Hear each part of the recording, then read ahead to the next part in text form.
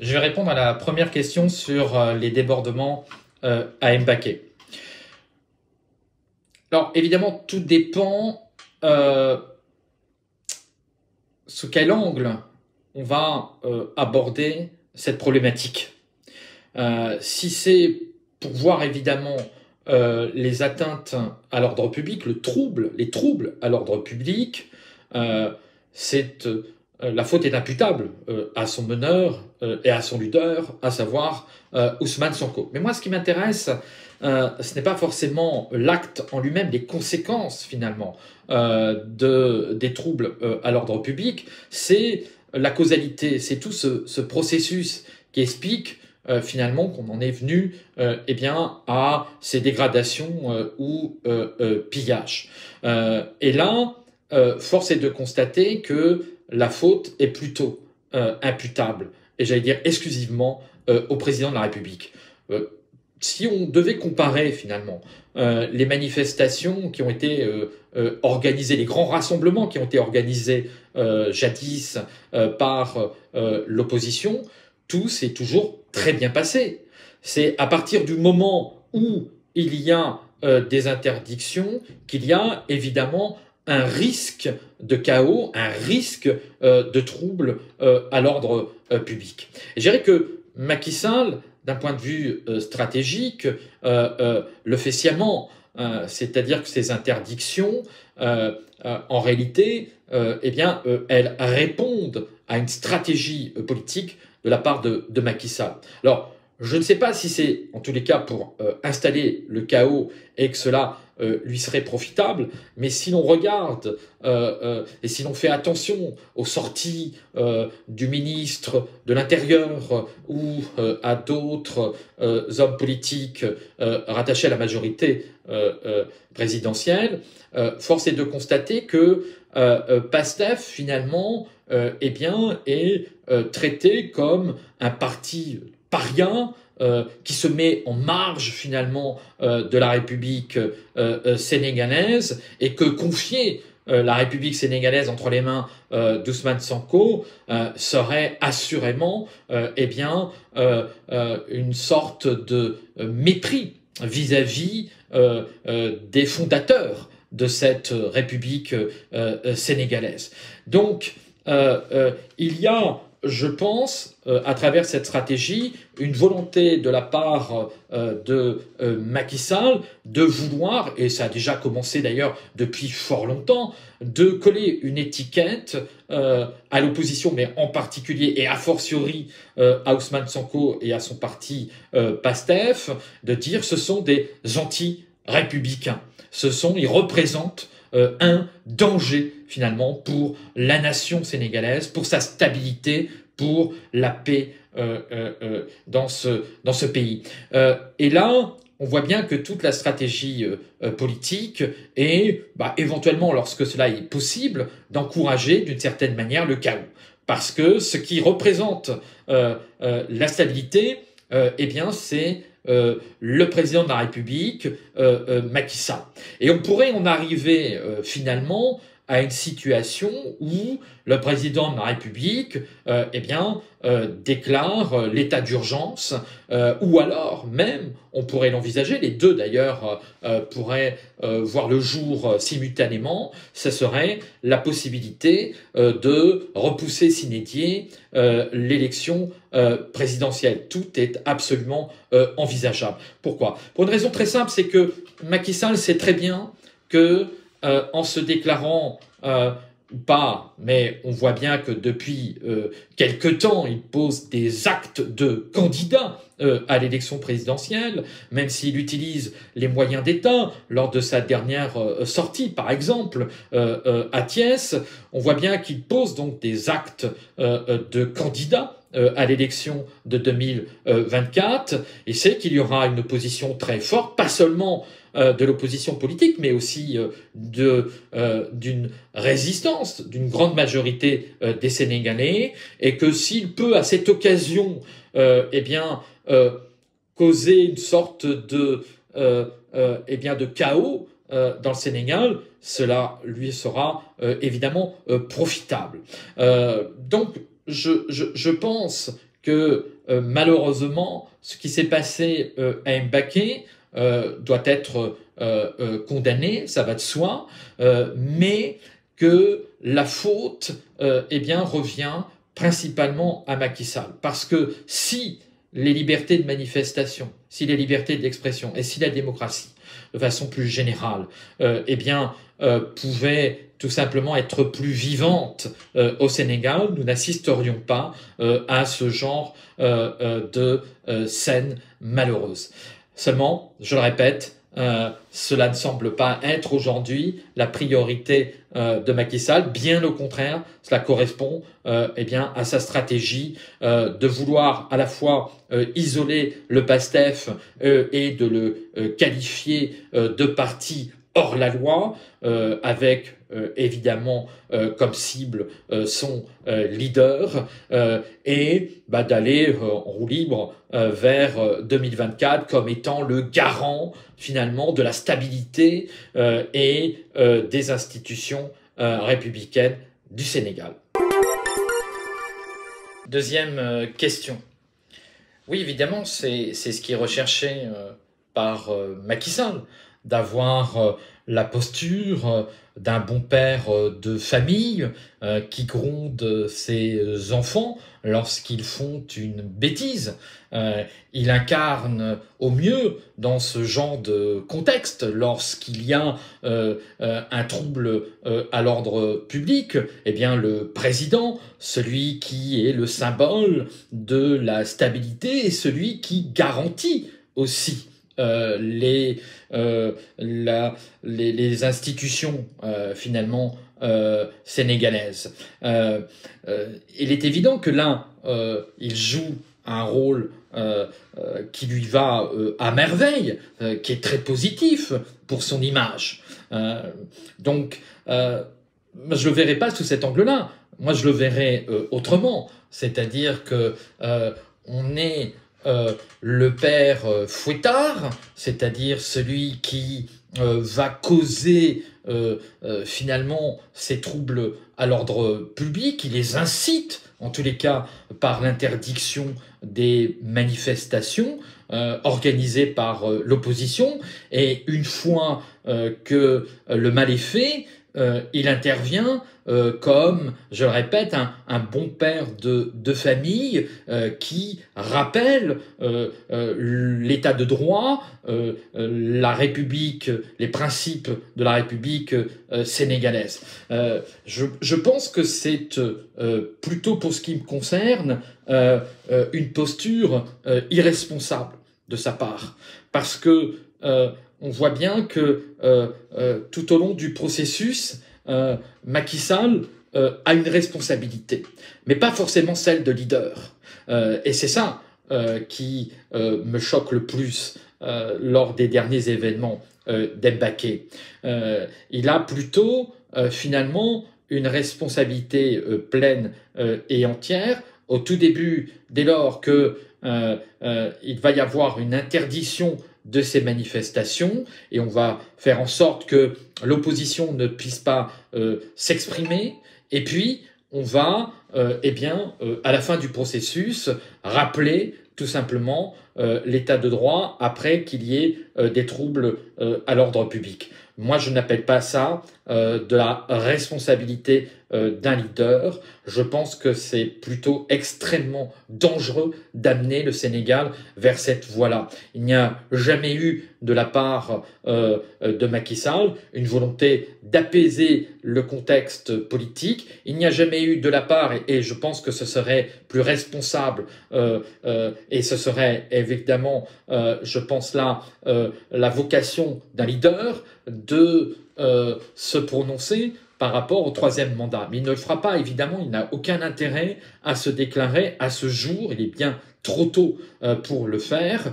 Il le fera le plus tard possible et avec tout le chaos que cela peut entraîner autour de cette question de troisième mandat. Donc, évidemment, il peut paraître aux yeux des Sénégalais comme étant un bon père de famille. Moi, je pense qu'il y a beaucoup de cynisme politique derrière la posture de Macky Sall. On va pas demander à Ousmane Sonko d'être une pâle copie des autres opposants, c'est-à-dire des opposants qu'on entend en guerre, qui ne s'expriment assez rarement, dont on ne connaît pas vraiment leur projet de société. Ousmane Sonko est ce qu'il est, et on ne pourra pas changer sa nature. Il a effectivement bénéficié d'un contexte régional, mais aussi national, qui lui a été favorable pour son ascension, et notamment soutenu par ces jeunes, afin de crier leur ras-bol après 60 ans d'indépendance et d'une absence finalement de résultats les concernant. Et je ne vois pas aujourd'hui Ousmane Sonko s'arrêter en si bon chemin et peut-être commettre de nouveau cette erreur de mars 2021 où il y avait une sorte de révolte, mais une révolte finalement inachevée parce qu'il y a eu notamment des négociations et des médiateurs qui sont entrés en jeu. D'ailleurs, entre parenthèses, par rapport aux événements de Mbaké, cela pourrait être aussi perçu comme un signal lancé à ces médiateurs qui aiment effectivement créer une sorte de conciliation, négociation entre les acteurs de 2024. L'on pourrait effectivement se dire que ces événements de Mbaké lancent un signal, à savoir que moi, Ousmane Sonko, j'irai jusqu'au bout et il n'y aura plus de médiation. Donc, en termes de stratégie, même si évidemment je pense que peu d'opposants aimeraient être à la place aujourd'hui d'Ousmane Sonko, parce que il y a les affaires judiciaires, parce que la moindre faute est scrutée par la présidence du Sénégal, mais c'est un combattant, c'est le moins qu'on puisse dire, sa stratégie, c'est de poursuivre dans la lancée. Je ne vois pas aujourd'hui se mettre autour d'une table. Ce n'a jamais été d'ailleurs sa tasse de thé, si je puis m'exprimer ainsi. Rappelez-vous, lors de la crise sanitaire du Covid-19, où le président Macky Sall avait invité toute la classe politique, en tous les cas les dirigeants des principaux partis politiques, à des entretiens avec lui. Le seul qui ne s'était pas rendu au palais présidentiel, c'était Ousmane Sonko. Ousmane Sonko, aujourd'hui, est dans une stratégie où on ne négocie plus. Ça, effectivement, le Sénégal aime bien négocier. Les négociations entre le président, les opposants, lorsque tout va mal, ça, c'est effectivement dans l'histoire du Sénégal.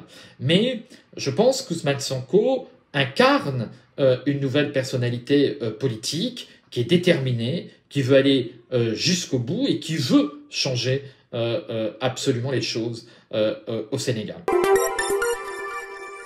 En ce qui concerne le PDS, oui, alors je ne sais pas si c'est fait volontairement ou involontairement, mais il est évident que le PDS facilite l'action aujourd'hui politique du président Macky Sall à l'Assemblée nationale. C'est absolument indéniable.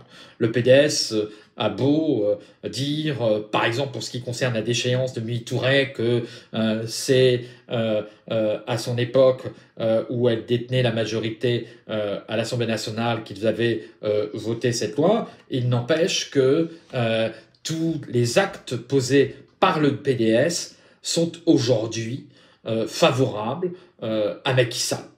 Ils n'apparaissent pas, en réalité, comme des opposants à la politique de Macky Sall.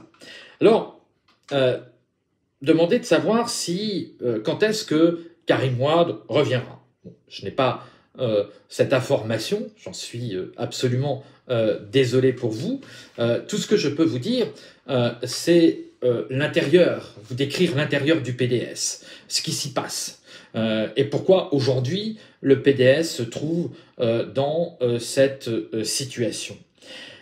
Karim Wade et vous le savez, et vous avez pu le constater ces derniers temps, a souhaité prendre le PDS. Moi, c'est ce que j'appelle le coup d'État Bourguiba, mais à l'envers. C'est-à-dire que finalement, on s'attaque au patriarque, on souhaite en quelque sorte le destituer, mais, et c'est là en ce sens que je parle d'un coup d'État Bourguiba à l'envers, on n'enlève pas Bourguiba, mais on le maintient Bourguiba. Mais le réel pouvoir aujourd'hui ne se décide plus dans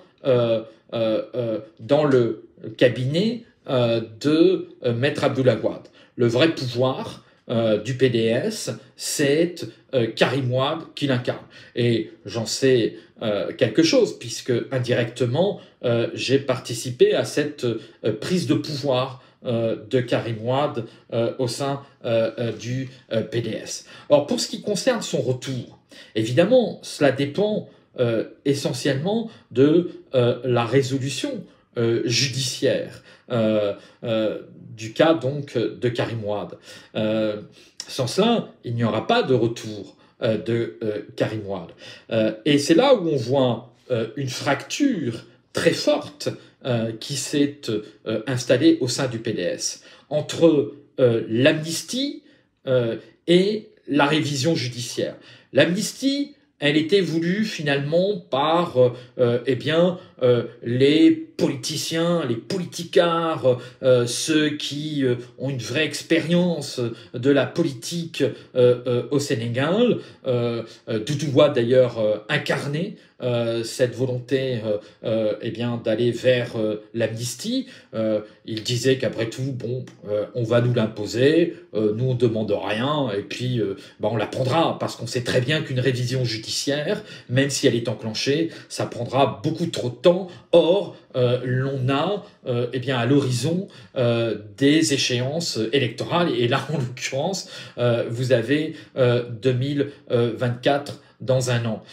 Et puis, il y a un autre côté, c'est la thèse donc de Karim Wade qui se comporte, comme je l'ai écrit, plus comme un justiciable que comme un politicien. Alors c'est tout à son honneur de vouloir se faire acquitter et d'aller vers une révision judiciaire, mais l'on voit bien que il y a une véritable fracture qui s'est installée. Et aujourd'hui, comme Karim Wade dirige le PDS, c'est évidemment la thèse de la révision judiciaire qui l'a emporté. Alors, c'est plus complexe qu'il n'en paraît, parce que il y a évidemment un dialogue qui s'est instauré entre les Wade et la présidence, et que la révision judiciaire aussi de la part de Karim Wade peut être une forme de chantage, et on négocie. Voilà, on met sur la table aussi la révision judiciaire, on paraît très inflexible, mais c'est évidemment pour obtenir plus en échange, éventuellement si on devait reculer sur la révision judiciaire. Donc, le retour, je n'en sais rien. Moi, j'ai toujours considéré que c'était la dernière carte de joker pour le président Macky Sall. Il la jouera ou il la jouera pas. Il l'a toujours dans son jeu politique, cette carte joker de Karim Wade. Il peut ne pas la jouer, comme il peut la jouer s'il estime qu'il est en danger et qu'il n'est pas impossible dans ce cas-là de voir le retour de Karim Wade, mais qui se fera évidemment sous des conditions qui seront très favorables à Karim Wade. Je ne vois pas, pour ma part, le retour de Karim Wade en tant qu'opposant à Macky Sall. Macky Sall n'a aucun intérêt, même pour éventuellement, comme je le lis ça et là, pour éventuellement affaiblir le candidat Ousmane Sonko. Je ne vois pas le Karim Wade aux côtés des opposants. Je ne le vois plus en tous les cas aux côtés des opposants. Ça me paraît évident. On voit bien qu'il n'y a plus aujourd'hui de dialogue entre Ousmane Sonko et le PDS. Donc, on voit bien qu'il n'y a pas de concertation d'ailleurs au sein de l'opposition, que celle-ci est déchirée, divisée.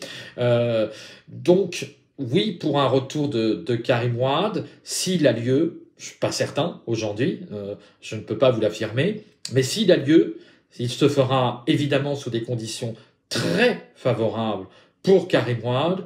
Et la surprise, c'est que Karim Wade ne reviendra pas forcément dans ce contexte-là. En tous les cas, si Macky Sall est toujours président de la République, c'est évidemment cette condition-là qu'il faut rappeler, eh bien, Karim Wade se rangera peut-être aux côtés de Macky Sall. Alors, vous parlez de santé diplomatique. Si je devais être un médecin aujourd'hui et me pencher sur la diplomatie française, je dirais qu'elle est très malade, que c'est extrêmement inquiétant pour la France.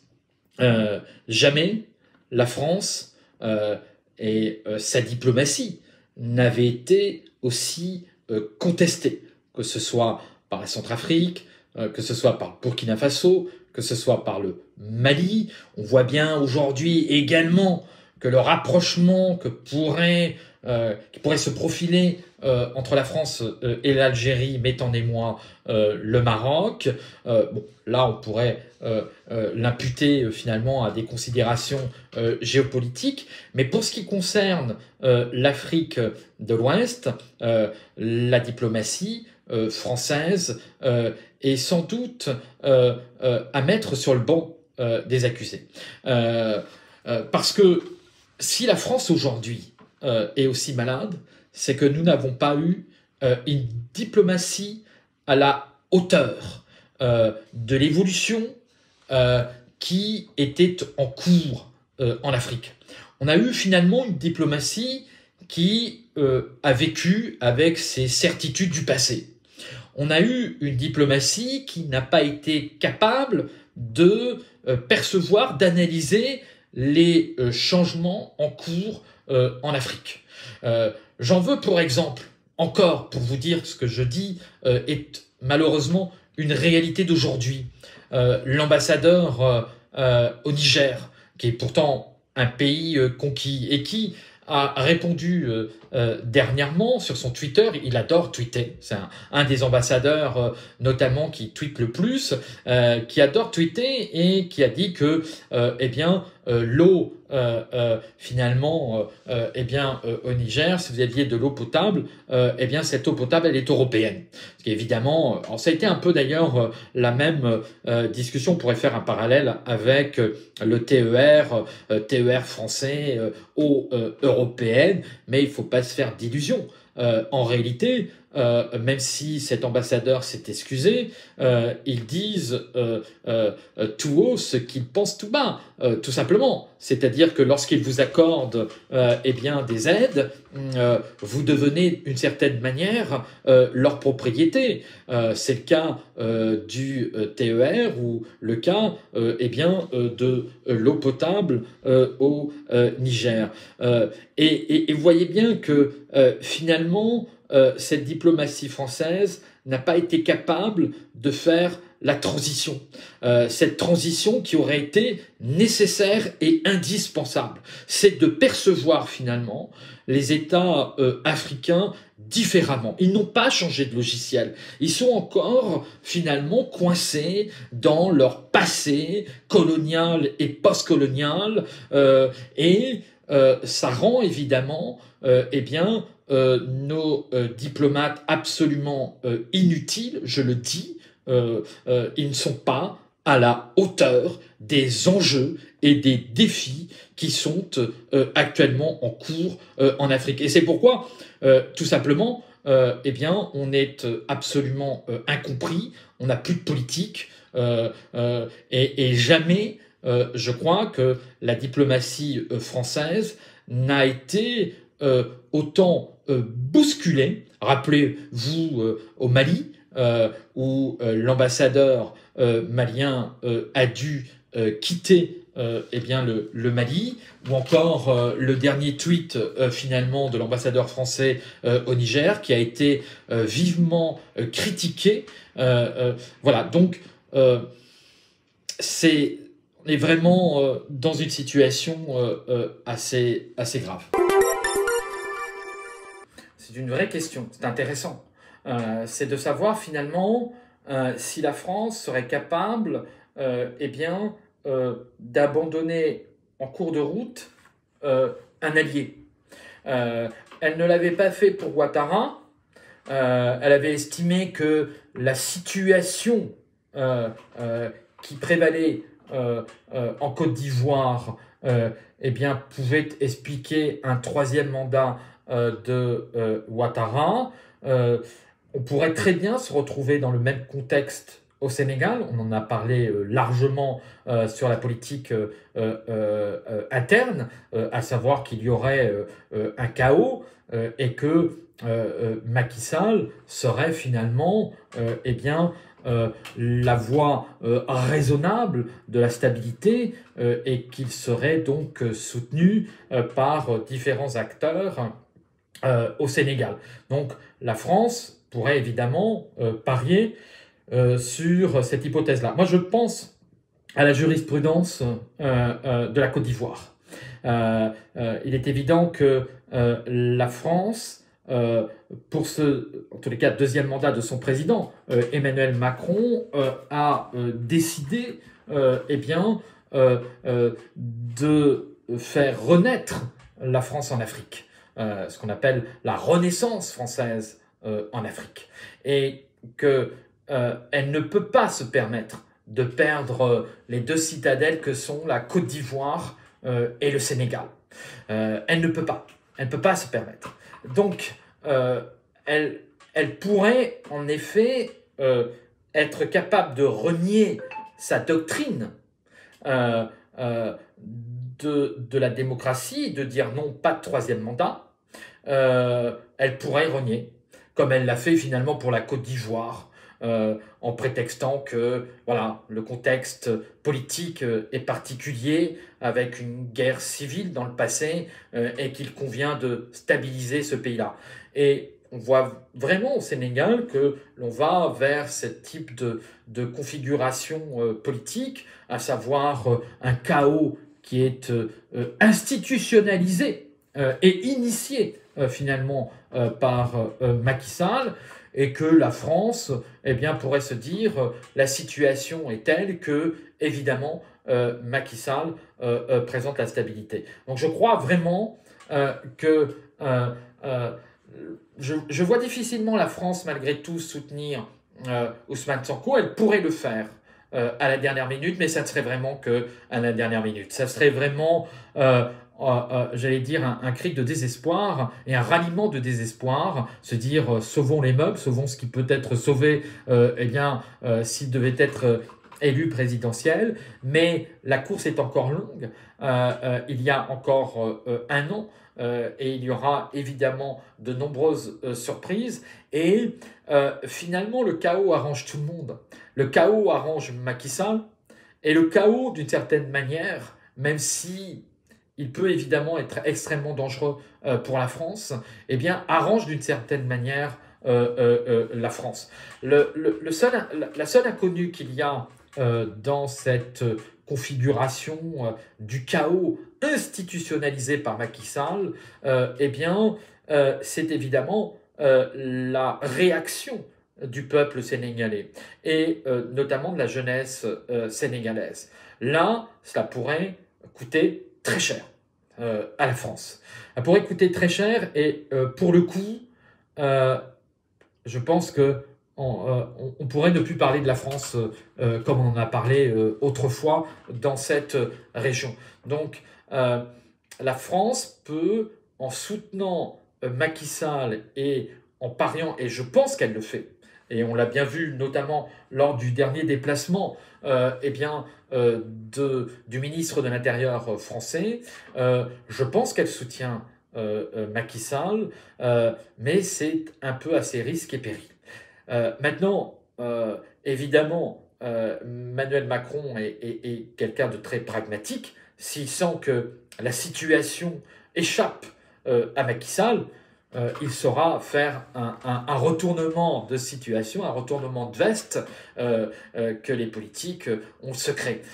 Donc de ce côté-là, on peut leur faire confiance. Mais à ce jour, je pense qu'il faut envisager la réponse française de manière proportionnée.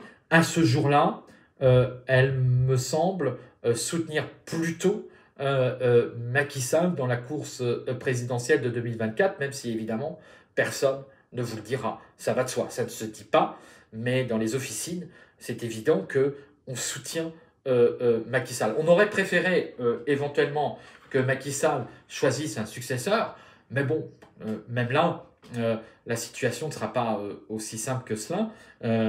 Donc voilà ce que je pense. Je pense qu'on est plus dans une logique de jurisprudence ivoirienne en ce qui concerne la France. On n'aime pas l'idée d'un troisième mandat, mais s'il faut, notamment pour la stabilité de la région, mais également pour la stabilité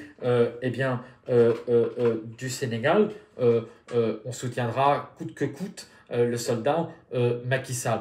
Et c'est d'autant plus vrai que Macky Sall a été très malin sur mars 2021, parce que vous savez que les émeutiers s'en sont pris aux biens français, tel qu'Auchan et Total, et vous avez très peu finalement entendu la France. Mais il a fallu rassurer les autorités françaises, d'où d'ailleurs cette adoption, ces petits changements à la virgule, mais qui auraient été cachés beaucoup d'autres choses, de la loi sur le terrorisme qui s'en est suivi, après donc mars 2021.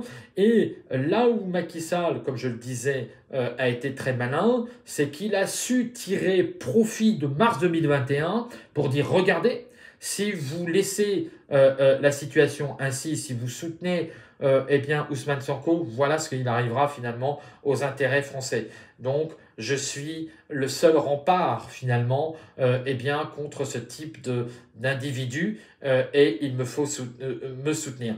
Et au regard en plus de la situation plus générale en Afrique, c'est évident que, et notamment au Mali et au Burkina Faso, Macky Sall a su en tirer profit et quelque sorte a installé une forme de peur dans le camp français, voire une forme de chantage auprès des autorités françaises en pariant, parce que c'est la politique de Macky Sall, en pariant sur le chaos.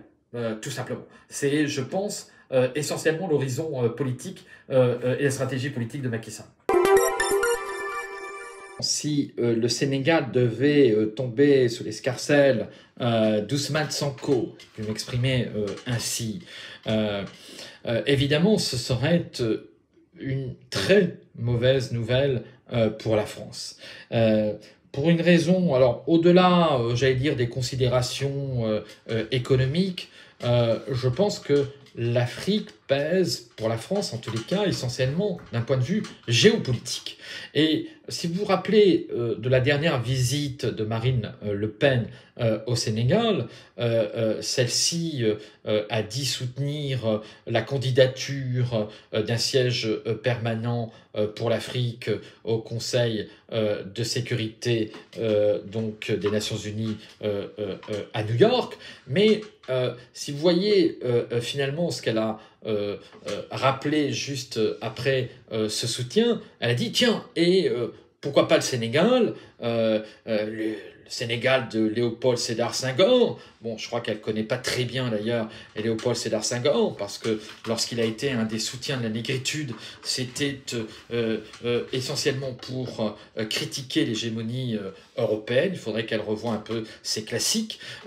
Mais surtout, ce qui me paraît essentiel, c'est que, et a souligné dans son discours, elle a dit tiens, et comme ça, avec la francophonie, on va pouvoir peser. Mais peser, soyons très clairs sur ce sujet-là, c'est la France.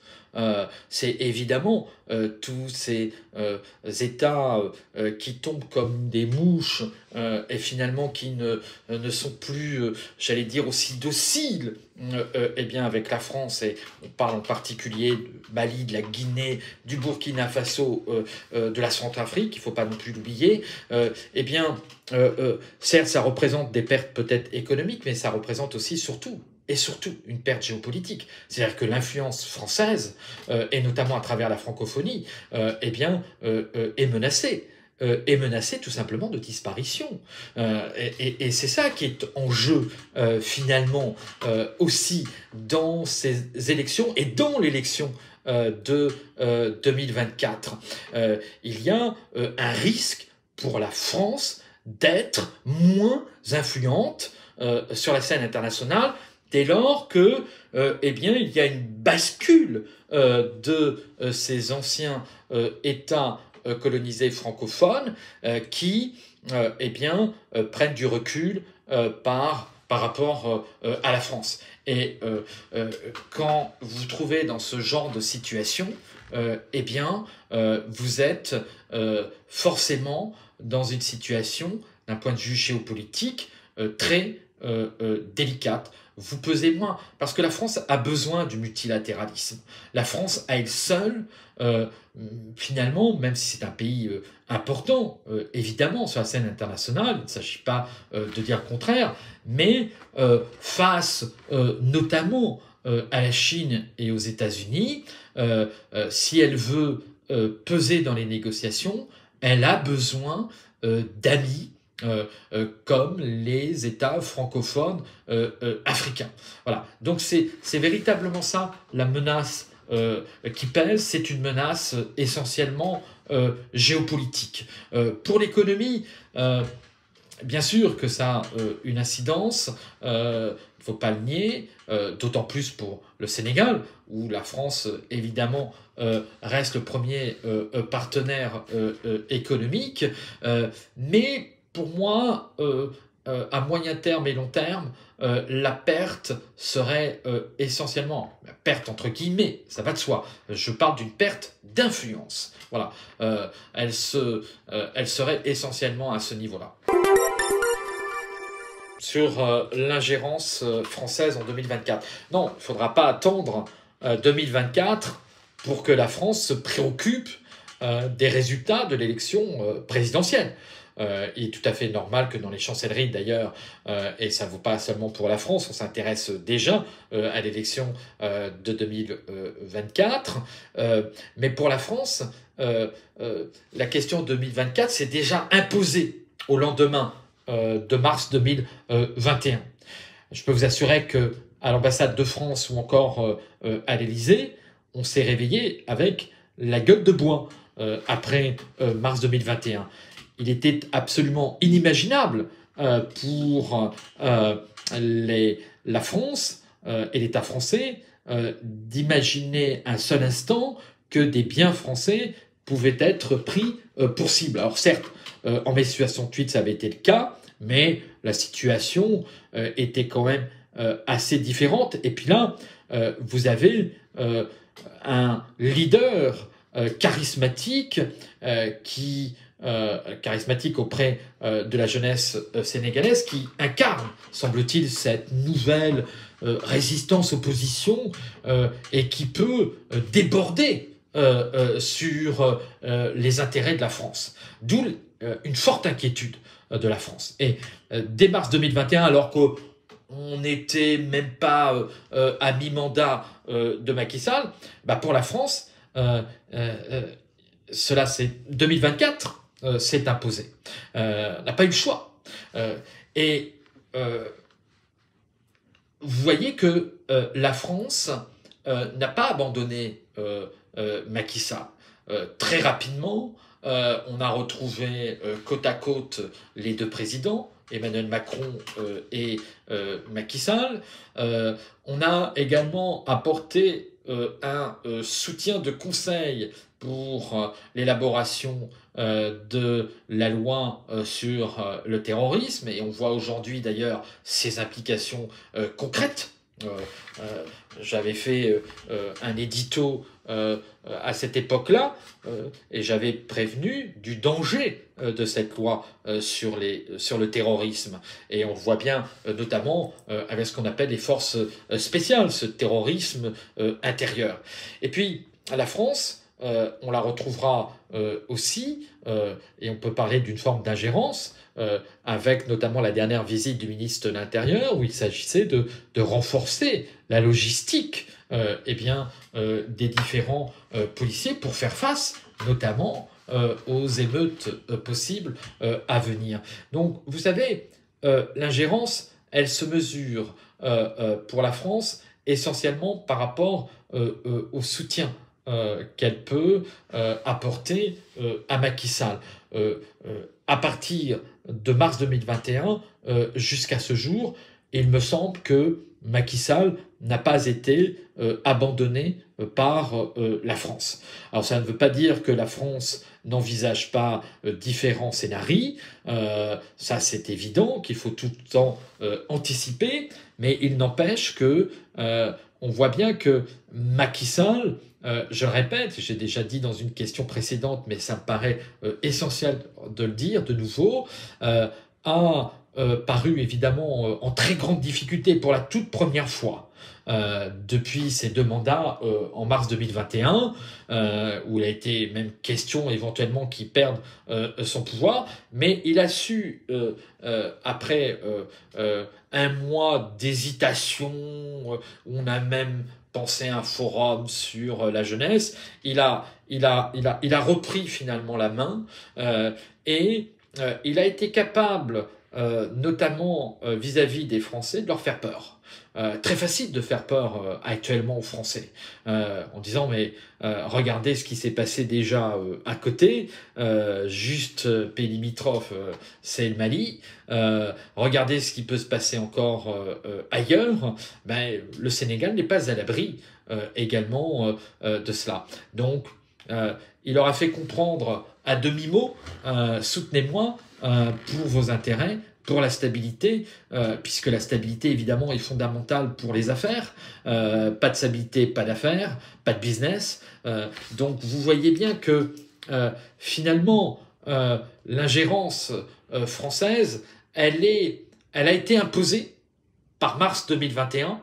Je pense que la question donc de 2024, c'est très vite posée pour les autorités françaises, mais cette ingérence aussi, et c'est ça qui est intéressant à observer, elle a été aussi imposée par Macky Sall. C'est-à-dire que Macky Sall, finalement, a donné le rythme de cette élection présidentielle et de ce soutien donc de la France. Alors, on ne le voit pas évidemment, vous verrez jamais le président français le dire, mais je suis quasiment sûr qu'à ce jour, ça ne veut pas dire que ça ne peut pas changer en fonction de l'évolution de la situation au Sénégal. Faisons très attention à ce que nous disons.